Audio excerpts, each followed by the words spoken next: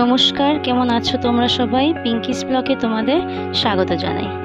আজকে আবারও নিয়ে এসেছি তোমাদের কাছে একটি মজাদার রেসিপি। চলো দেখে নেওয়া যাক আজকের রেসিপিতে কি কি লাগছে। প্রথমে আমি এইভাবে আলুগুলোকে ছোট ছোট করে টুকরো করে নিচ্ছি।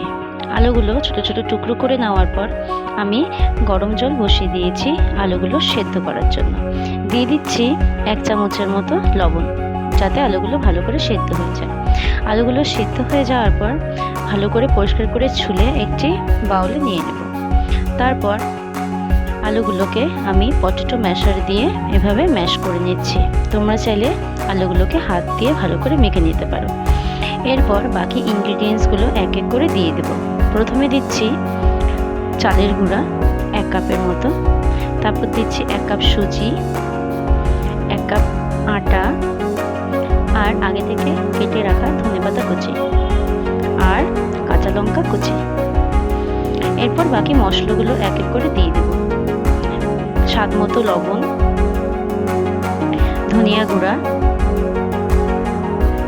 জিরার গুঁড়া, মৌরি, আর দিয়ে দিব 1 চামচের মতো গরম মশলা। এগুলো এখন ভালো করে মেখে নিতে হবে। আগে থেকেই আমি এখানে জল ব্যবহার করব না। আলুগুলোকে ভালো করে মেখে নেওয়ার পর দেখে নিতে হবে ডোটা যাতে বেশি ঠিক না হয়। তারপর অল্প অল্প করে জল নিব আর ডোটাকে ভালো করে মেখে নেব।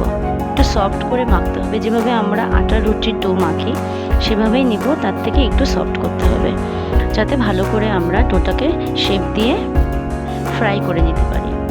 এভাবে আগে দেখে নেব। তারপর হাতে একটু সরষের তেল মেখে নেব। মেখে নিয়ে ভালো করে ডোটাকে আমি প্রেস করে করে ভালো করে শেপ দিয়ে নিব।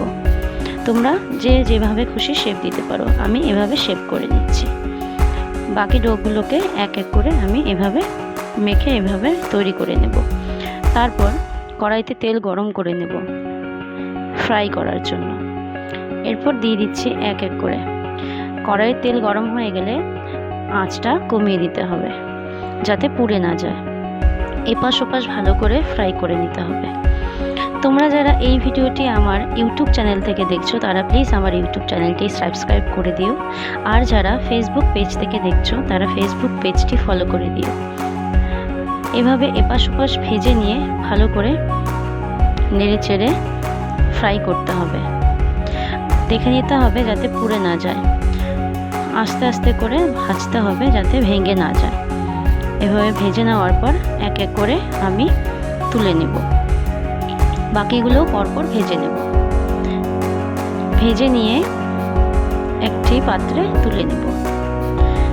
আর তোমরা চাইলে চায়ের সাথে খেতে পারো।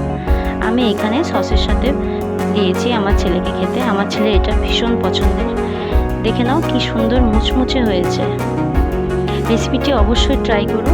আর তোমরা আমাকে জানিও কমেন্ট করে তোমাদের রেসিপিটি আজকে কেমন লাগলো। Thank you.